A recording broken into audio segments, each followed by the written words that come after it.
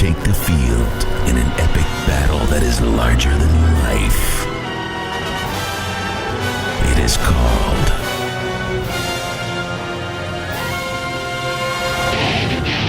Texas High School Football.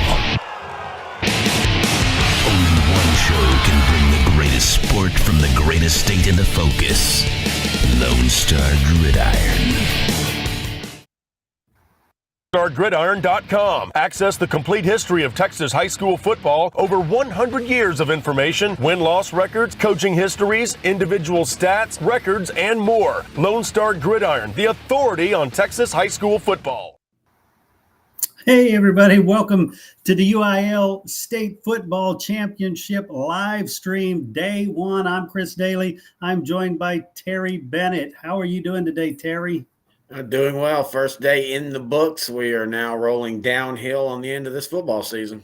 I like it.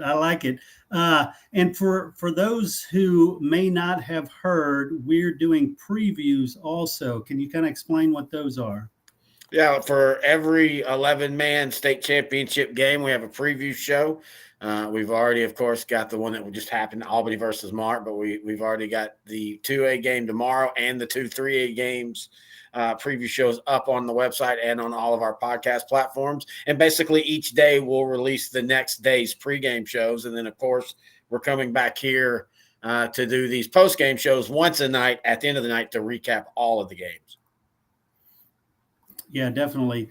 Well, let's kind of recap what's been happening today. We're not going to spend a lot of time on 6-man, but that is what started the day, right?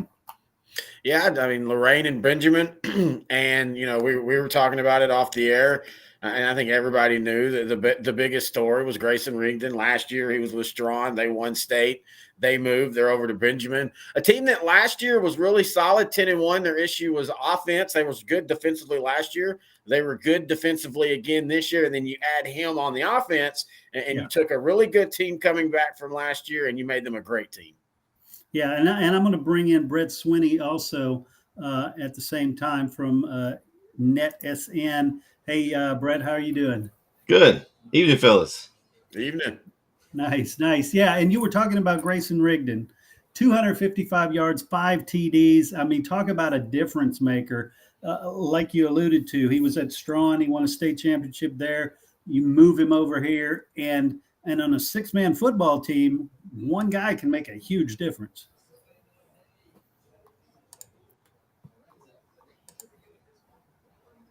Yeah, I mean, it really can, and especially as good as he is. This isn't just a guy.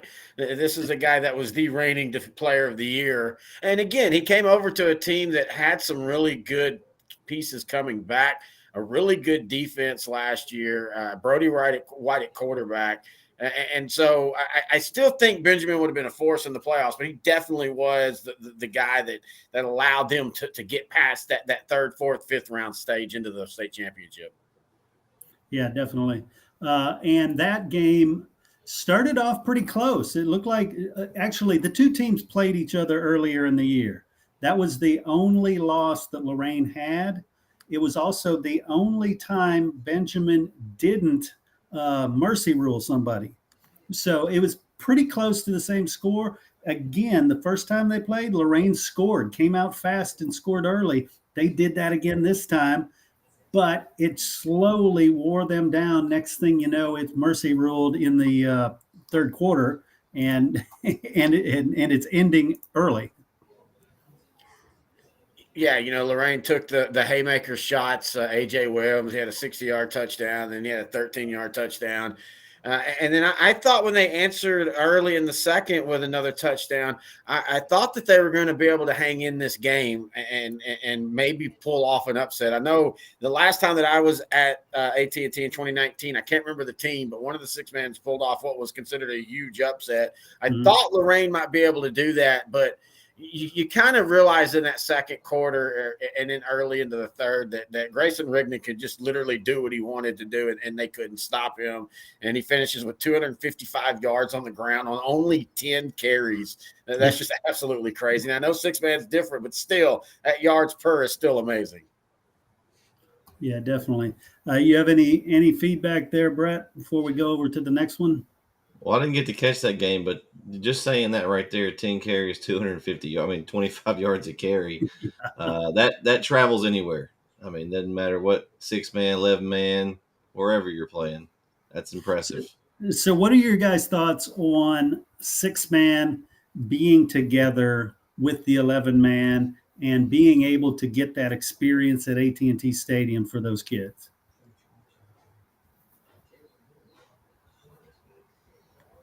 I mean, I like the fact that they get that same experience. We talked about it before. I don't like the fact that the 2A game gets kind of shifted up by itself. It kind of gets forgotten a little bit. But for the 1A guys, I think it's a great experience. I think it is kind of weird that they stagger them and they have like that week bye in between. So you kind of, is 1A over? Oh wait, no, they've got another week. It's kind of a strange time to take that bye. So I don't know. That's the weird part to me is they wait on it. Maybe they do it at AT&T Stadium the week prior or something, Mm-hmm. and so they get the experience. But yet I don't know how that would work with the contract that they've got worked out with Jerry Jones and all that. But Well, it seems like a natural evolution of this, especially if it's going to stay in Dallas, and I think it will for the foreseeable future. You have the Star in Frisco. Let's split this up, and the Star can be just as special because that's where the Cowboys practice. And I know the idea is okay. These 1As they get to come into the stadium, and that's awesome. But it just looks weird. The game never looks comfortable on the field because they're playing a 6-man game on a 11-man field, and it just looks weird. It never looks comfortable for the announcers, the players, or anybody. And what did you think about the way it used to be? Remember early on when they moved there, they would play by themselves on Over in one day, Mansfield. and then they'd have 4 games that second day. They would really pack it in there so that all the 11 men played at the same time. I don't even know if you have to pack 4 in there. If you've already got 1 2A team playing on Wednesday. So if you wanted to move the 6-mans, move them, and then just do 2 2As on Wednesday, and you go from that order like that. And I think that would be perfectly fine. And everybody would get their day. And I think 6-man, if you put it over in Frisco, I think it looks better. And I'll tell you this, I wouldn't be opposed if 6-man, 2A and 3A were at the Star, and then 4A, 5A and 6A were at AT&T, because I know we make a big deal about the audience and the fans and so many people come. But like tonight in the Albany Mart game, 6,500, that's a good crowd. That's a really good crowd for your smallest 11-man division. But now take that 6,500 and put it at the Star where they hold like 14,000, and that crowd actually becomes a part of the game. The atmosphere actually feels good because let's be honest, up until maybe 5A, and it really depends on what 5A teams are there, you don't really ever get a true feel of the stadium and the atmosphere until it gets to be 40, 50,000 in there. Right. Well, let's jump up to the Westbrook versus Abbott game. That was the second 6-man game, the 6A D1. This was another one. It was kind of a butt whooping, and that's one thing I don't like about 6-man at the highly competitive levels is they usually become very lopsided. In the middle, I guess the lower tier of the upper teams, you've got good games, but it's pretty rare at the state championship to get a good game. Yeah, it really is. But I will say this, I think everybody expected the first game to possibly get out of hand. And I'm not going to pretend like I'm some big 6-man, guru, but from what I understand, this one was supposed to be a competitive game. Both of these teams had played really tough schedules and had lost a game, but had also played really good quality opponents. So I think this was one of those more of where the game just kind of got out of hand. Yeah, I think so. You've got, like I said, Westbrook put up just all kinds of points, but it was much more even. On rushing, Cedric Ware and Grayson Jeffrey, both over 130, roughly 140 yards each. They did really well. One of them, Ware had 4 TDs. Grayson Jeffrey had 2 TDs. So it wasn't a Rigdon show. It was spread it out.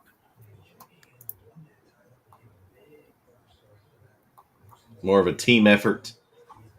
Yeah, and Westbrook was clearly the better team than Abbott in this one from the beginning. It just kind of kept getting worse. Yeah, they held Abbott to 17 yards rushing. Yeah, In a sport or a style of sport that is literally made for offense. And I will say, and we were talking a little bit about that in the last one with Benjamin, there's a lot more defense played at the 6-man level in the last few years than I think people realize, but still 17 yards total rushing for an Abbott team that came in. I thought that was halftime. They had 17. Oh, I just got what I got from the final. Oh, I think you're right. Yeah, I think you're right. Wow. 0.7 yards per rush. That would be good. That would be good in 11-man. Yeah, and here's the crazy thing. Keep looking further. They actually gained 62 yards, but they had 45 yards in losses. So it wasn't like they were just falling forward. They were getting some big plays, but they were consistently also getting tackled for losses in the game. Right.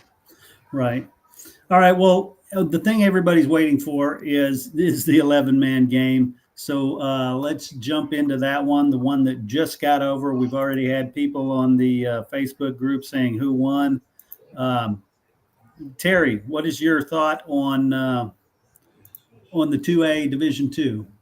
Well, I think the idea that this was supposed to be Mart's speed versus Albany's power, I think we realized Albany might have been just as fast as Mart at key positions. They were running away from the Mart defense, a Mart defense that nobody runs away from, and they were also using that power game.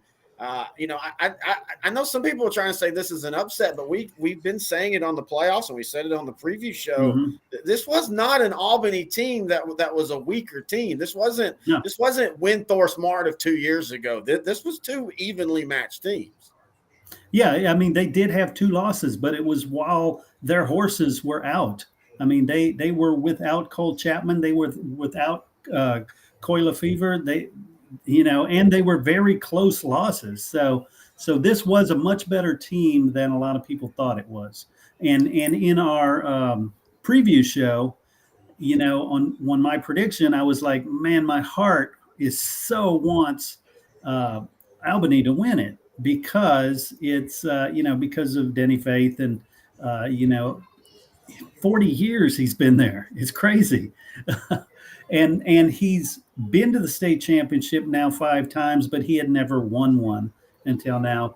But I admit it, I picked Mart just because everybody. Did anybody pick Albany in this game? Yeah, I did. I did in our pregame show. Oh, you did? No, nice. Again, I don't think that this was Windthorst Mart was an upset 2 years ago. That's one of the biggest upsets, a top 10 upset. I never felt in this game that this was Mart's the overriding favorite, mainly because for all the talk about Mart and 3 state championships, a state championship finalist and a region semifinal or state semifinal last year, everybody that's at the key skill positions are all freshmen, sophomores. They're all new to this. And at times you could tell they were new to this. This is a team that next year is going to be right back here, and I think they're going to have grown up. But I just felt Albany was more mature. And again, they were just as fast when they needed to be. They came out and hit them in the mouth. I mean, yes. Albany they came out from the start and basically hit Mart with a left cross, and they kind of stumbled back. And it's something I want to mention, and I don't know, I'm sure y'all noticed this, the coin flip. Yeah, oh, yes. Yeah. That could have cost them a chance to come back. I mean, Albany wins the toss, they defer. Mart chooses to kick off. That was very odd. Look, this is my opinion on that, and I believe this all the way from high school to pros. It just needs to be if Team A defers, then automatically Team B is receiving. Yeah, they need to stop making them do that formality because mistakes happen. I don't know. No, I think it's fine. I think that Coach Hoffman literally wanted his defense on the field first, and you can't get your choice there and then get your choice in the second half too. So you're saying he purposely said we're going to kick twice. I don't know that you'd ever want to do that. No, I think he wanted his defense on the field first. I think he wanted to make a statement because their defense has been solid all year. So I mean, And if that's the case, if he comes back and admits that that was the case, I just don't. That's I an just don't. all-time blunder. Yeah, I I mean, don't I understand mean, that. that's just, I mean, yeah. I mean, that would be show true. Like you're that confident in your defense, or almost cocky. or That you're Barry well, Switzer and you don't know unless what they you're win, doing. unless Huh? they win, unless they, do like you said and punch him right in the mouth immediately and yeah, assert dominance, which he may have assumed that's what he needed to do. I'll be honest, even if they did that and won, I still think that that's really a bad decision to say, I am so confident in my defense, I'm going to kick twice. That just, that's I think it was a mistake. I think there was miscommunications. I think now let's peel back the layer. There's a secret. What you see at the 50 ain't really what happens. The Sure. coin toss is done on the side about 20 minutes before. Usually coaches are right around so they can hear it and the officials will kind of say, hey, this is what did they really want this? Maybe because it's state they didn't do that. And I say this in the pros too. I think it's a stupid formality. If team A defers, well then team B goes, okay, we're getting the ball to start. Then they deferred. Right. We shouldn't have to make them go, well, make sure you word this exactly properly, because if you don't, well then you're gonna. I just think that's a weird puzzle to begin a game. yeah, it is really Oh, strange. I agree. Yeah, the thing I was impressed with was it wasn't just one player on Albany. They hit him with a three. I call it a three-headed monster tonight. And you had LaFleur and you had Hill come in, kind of a Yeah. pace changing back. Played tight end last year, he said, and they moved him to tailback, which Yeah. what a great decision that was. And Yeah. then Chapman did pretty much Well, whatever he wanted. my take on that is yes, Lefevre made the touchdowns. So yeah, Andy made the interception. So yeah, you give him the MVP. But in watching every play, Adam Hill did as much to set up those scores as he did, and Cole Chapman did more than either of them did together. Yeah, But again, the way announcers and sportscasters think is, oh, this guy scored. This guy did the interception. So, you do it all. Of course, you're going to win the MVP, which isn't to downplay what he did, because those short yardage runs he put in, they were solid. I mean, he went against the best that they had to offer and pushed them. So he did a great job. I just think Cole Chapman was the game in this thing. So many third down and longs that he turned into a first down or a fourth down and one. Yeah. Yeah, I don't think you could go wrong if you named any of the three, as your thing. You could even have gone, they went Wyatt on defense, which I have no problem with. But if a guy that stood out to me, not only because he kicked, but how he's played on the offensive line and defensive line, was that Zane Wagner. And he didn't have a ton of. He didn't have a ton lineman of that was tackles. a kicker. How often does that? That was Exactly. Kicker, starting tackle, and starting defensive tackle. And he didn't have a lot of defensive stats, but he was plugging those gaps pretty good. And his blocking on the offensive line, he was the one leading the way for all three of them behind him. So I agree that we in the media tend to go more of the skill position, but Zane Wagner could have easily been an MVP for me. Yeah, I believe. Oh, and Wyatt Wyndham, I think, could have got a defensive MVP. He did. I think Wyatt did get the defensive. Oh, did he? Well, there you go. Good choice. He was dominant, especially in that second half when it looked like Mark was kind of starting to maybe try to find their footing. And I think we all kept going, hey, if Mark gets one more touchdown, they could turn things around. But every time Albany's defense, including Wyatt, just seemed to make stop after stop. Yeah, we were talking about over chat with the NetSN guys. We had a chat going on during this game, and Uncle Mo was pulling in to Mark there for a second, and he went back to Albany and he made residence tonight. Nice. Yeah, well, you're right. It looked like it could have easily turned. There was a time when it was 31-20 or something like that, 34-21. And Mark was driving, and you're thinking, wow, if they score, it's a game. And then, like you said, defensive stop, and all of a sudden, well, it's not a game anymore.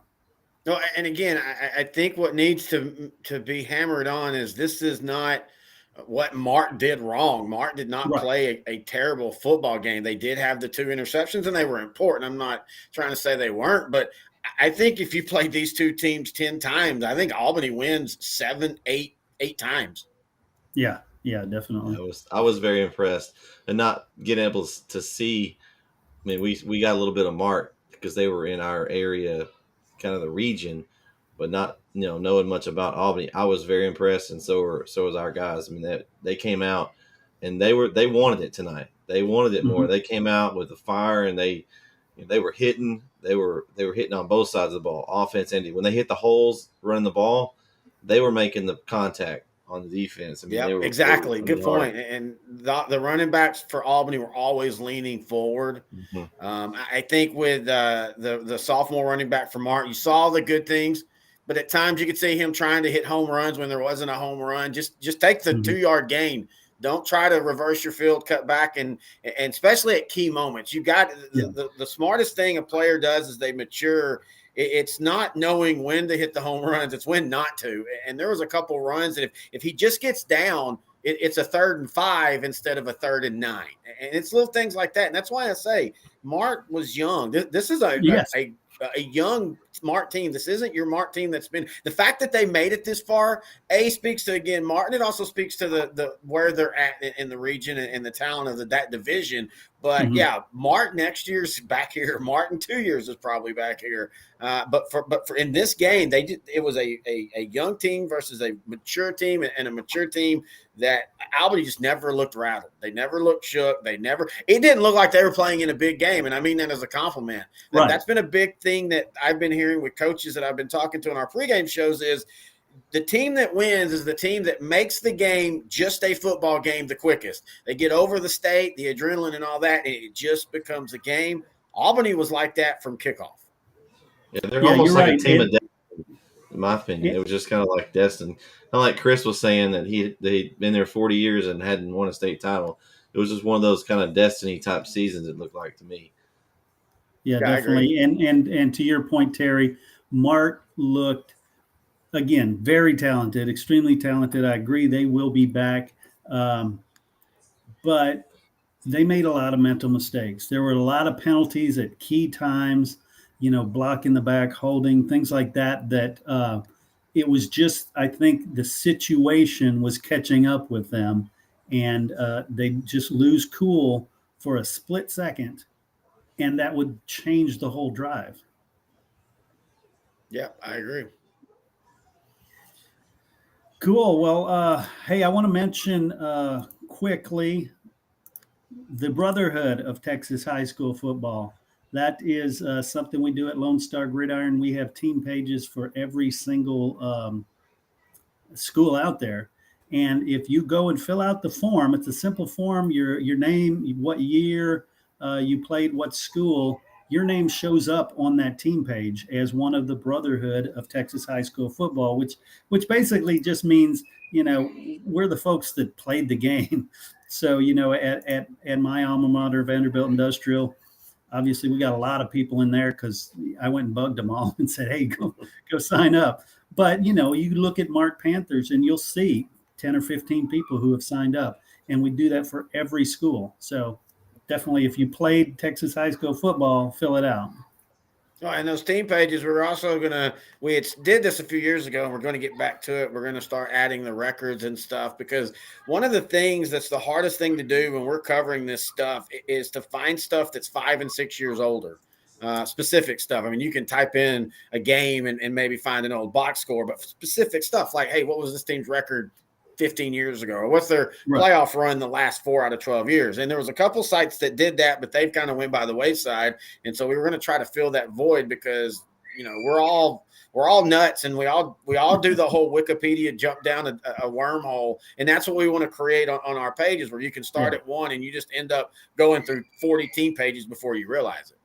Yeah, definitely. It's a lot of fun. Like you said, for us sports nerds, it's a gold mine of stuff that we have over 100 years worth of data on teams all over every team out there. So let's talk about the previews for the people who don't know what they are. Just kind of run down what they are and when they come out, because we're putting them out. We're trying to get them out the day before the actual games at AT&T. Like today we had to do 4 today with the 1-2. Maybe that's why I don't like the 1-2 on the Wednesday. It's like it's just a weird time to put out a show. But we got that one out. But we also got the 3 for tomorrow, which are the 1-2A and then the 2-3As.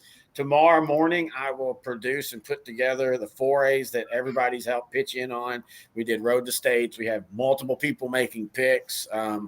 And things like that, and then so forth and so forth. Friday we'll make sure, or the 5As will be out, and then Friday we'll do the 6As, and then once again we'll all meet here each night. And I think starting tomorrow it'll get a little bit bigger because we're going to be able to talk nothing but 3 11-man games, and I think 2 of the 3 have a chance to be really, really good, and then the one I don't know, man. I'm still firmly in the Gunter corner. But I'm just starting to sense maybe Poth might have enough of a defense to give Gunner a bigger issue than I maybe had thought beforehand, just after talking to some coaches down in Post District today.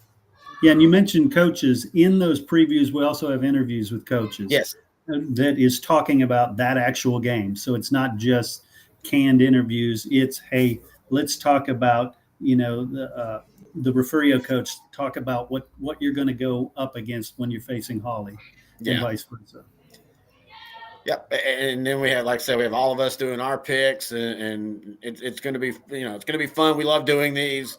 And I like the post-game shows. I'm a little worried overall, and we didn't give a chance to really do this as a group. Grant and I did. This is not one of the weeks that I'm wowed by a lot of the games. Mm-hmm. I'll be honest. Galena Park, North Shore, and Duncanville. Okay, we've seen this. It's. I don't know. I want to. I don't know though four times. I mean, 4 times the charm for Duncanville, Terry. Well, and I think that's the only reason why everybody's still hooked in. I think if both of these coaches had won multiple states, because let's be honest, outside of the Hail Mary game, the other 3 have not been close. I mean, Galena Park North Shore has just grinded Duncanville down in the other games. And if it wasn't for Coach Samples trying, I don't know if as many people would be like, yeah, that's still exciting. But just the whole lineup. It's the same story as this game. Samples deserves it. He's been there. Yes, I agree. You don't get it because you deserve it, though. Chris, not in a way, Chris. You just said a while ago that the Albany coach deserved it. No. Right. You're right. But that ain't why he won. I see. Yeah, he's saying he won't win just simply because he won. Right. Well, he won because he has the better team today. Galena Park North Shore has the better team. I feel sorry for their coach because, and I listened last year after that game, and like the first 4 questions to him were about Reginald Samples. And It's like, dude, they won. Like, look, yes, it's a great story. We know it by now, but this guy has won. Give him his props first. Don't talk Samples. I think I counted. I think it was 4 questions before they finally. And he's a cool coach. He's very respectful. He answered them properly and all. But it's like, I don't know. Half the people I think want him to win because they love him, and I think half people are just like, dude, win and be done with it because. It's gone from a feel good to just you're still here. Like the Buffalo Bills. Seriously, it's like the Buffalo Bills of the 90s. The first 2, you're like, oh, that's cute. We hope you. And then by that 3rd one, you're like, could y'all just stop? Seriously, just please stop coming to this. But we'll see. It could be a week for South Dallas. That's for sure. Well, and that's the year they hope for it because that's where the majority of the media folks are. But it doesn't bother me when they don't win. It's not. This isn't a DFW thing. This is a Reginald Sampson. It Samples. If he was, you flip it, and if he was at Galena Park North Shore doing this, he would still be getting the same thing. Look at all the love that. I agree. I'm just saying. Brett just said it was a South Dallas thing. So no, I think he's talking about South Oak Cliff too. It could be a week for the South the fact Dallas. That they're all within a couple miles of each other is what he's saying. Yeah, exactly. But they're also all of them have Reginald Samples' footprint. Coach Todd directly under him, Coach Mathis directly under him. So I see what both of you are saying on that. But yeah, and then the fact it is 3 teams right around each other, and especially when you really think of, 2 of them in the same district. DeSoto wasn't supposed to be there. DeSoto, they're a really good program. Clyde Mathis has done a good job, but I don't think anybody had DeSoto. And for the record, nobody had Austin Vandergrift playing them. And by the way, I think that's one of the sneaky, really good games. I think I think Vandergrift is way better than what people are trying to make it sound. This isn't a plucky team. This is a team that went toe-to-toe with Katy, and every blow that Katy did, Vandergrift came back with Terry, 2 more. So you have not met the CM theory, though, Terry. What's that? That's Corey's theory, the CM theory. If you win a close game week before, you struggle the next week. Yeah, I've heard that. But I mean, disagree with, because I think Chris's theory is backwards. Win a He goes close the other game, way. you're tested. I think, honestly, it always just depends on how healthy you come out of that game, period. Right. I don't think I think it's literally just like, how walking wounded are you?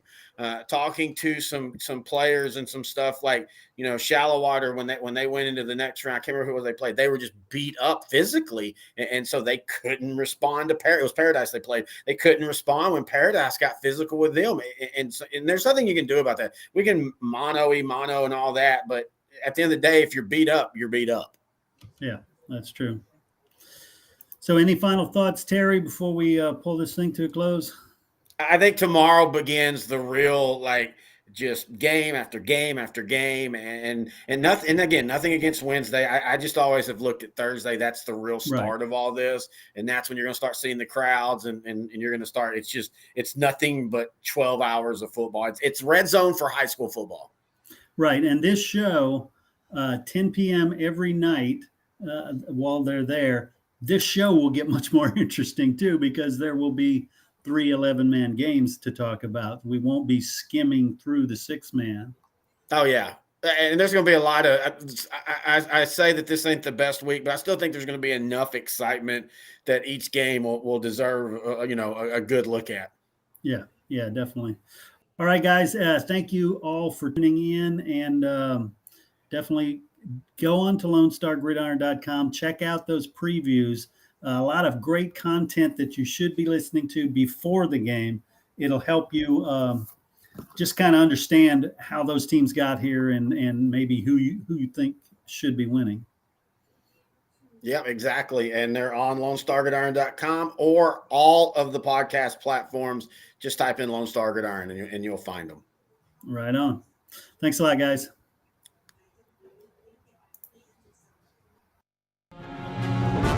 Gridiron Warriors take the field in an epic battle that is larger than life.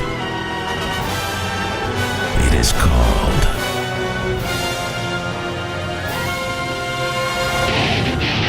Texas High School Football.